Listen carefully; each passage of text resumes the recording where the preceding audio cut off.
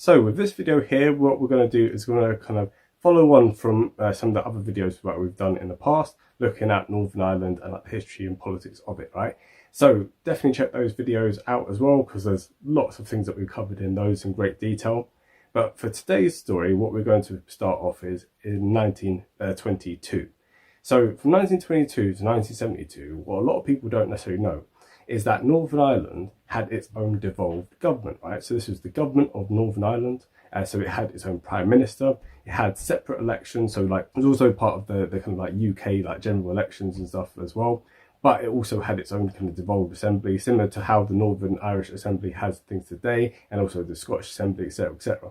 So during this period, between 1922 and 1972, it was a thing where just one party dominated, and this is the Ulster Unionist Party, or the UUP. So they're still about today, but they had hegemony for 50 years, right? So every single one of their prime ministers was from the UUP, and because of how Northern Ireland was set up from the very get-go, it was a thing where the Protestants had a majority. They had about 2/3 majority within Northern Ireland.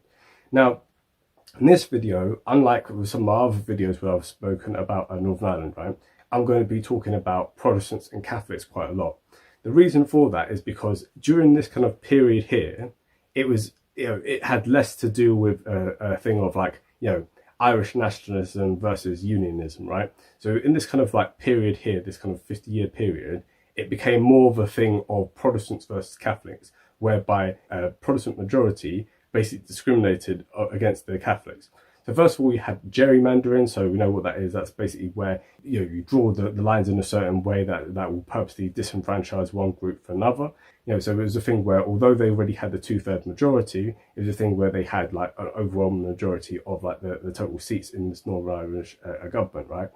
And then also as well, even in terms of things like job opportunities, so employment rights, right? Catholics were discriminated against by Protestants. So this was basically how Northern Ireland was run over this period of 50 years.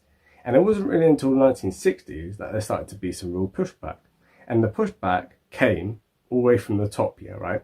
So you had the Prime Minister of Northern Ireland at that time, and he was Terence O'Neill. So he was the Prime Minister of Northern Ireland from 1963 to 1969. And it was a thing where what he did was actually quite revolutionary, which was that for the first time, a leader of Northern Ireland sat down and tried to make peace with the Irish Taoiseach, right? So this is the Irish Prime Minister, and no one had ever done this before. And the reason why he was having the talks with the Irish Prime Minister is he wanted to break down the barriers that were separating the Protestant and Catholic communities, wanted to build some bridges, and he wanted to kind of gradually undo some of the discrimination that had been put up against the Catholics. And for this, he was pelted with eggs by other unionists, right?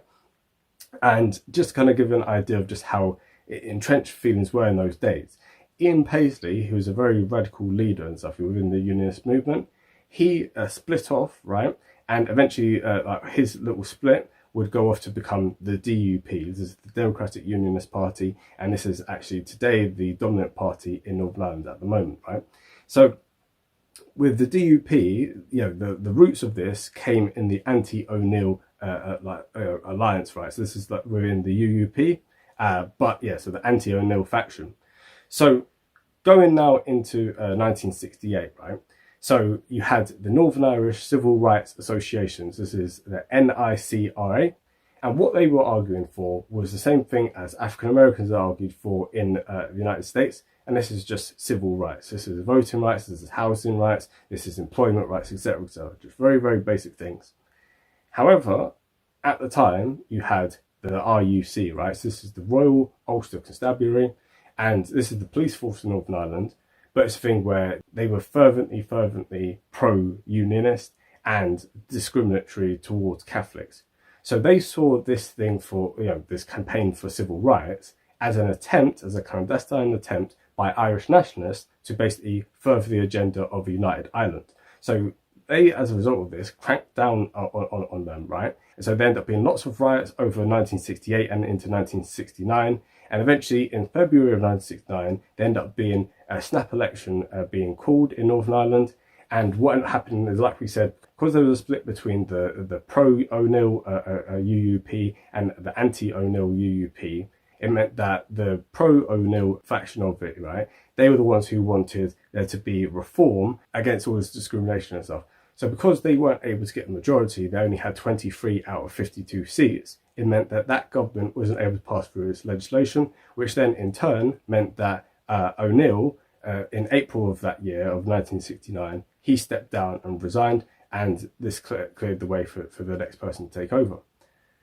However, during this time, like we said, for most other people, this was the summer of love. When you think about the summer of 1969, in Northern Ireland, this was the summer of war, right? So you had the Battle of the Bogside. This is in August of 1969, and this is basically where you had a Protestant group marching through a Catholic area in Derry, which is, I'll say Derry for the sake of this video, just because the majority of the residents there back then and now are Catholics. So so the Catholics tend to say Derry, the Protestants tend to say Londonderry. I'll say Derry for the sake of this video, right? And in the previous ones I've said Londonderry, whatever. People, no matter what, people are going to be annoyed at it anyway.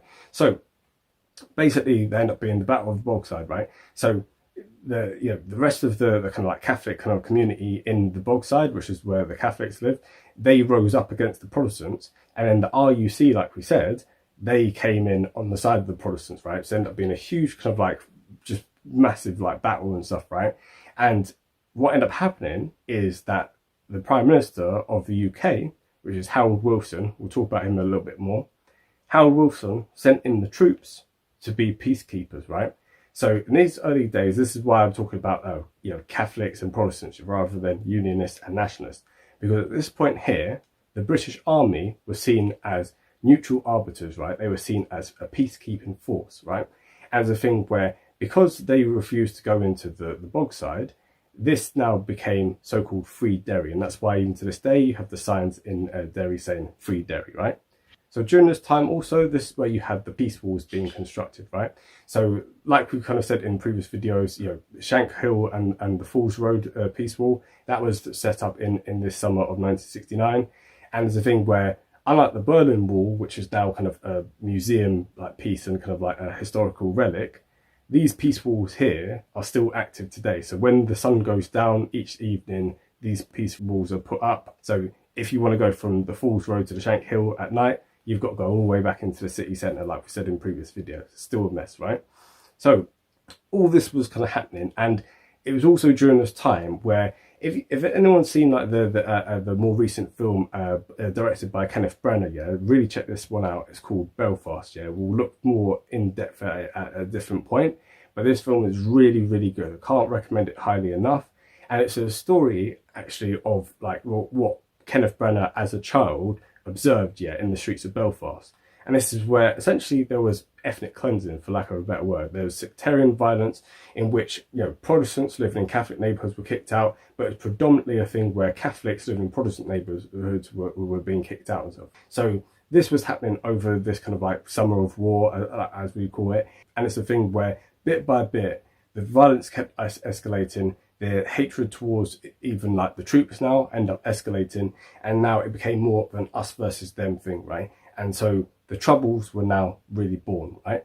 So whereas before it just been this little kind of sectarian thing, along a few little streets, etc., etc., now it was kind of expanding into becoming a full-fledged civil war. So things were only going to carry on ratcheting up from here, and it was a thing where this all culminated in Bloody Sunday in 1972.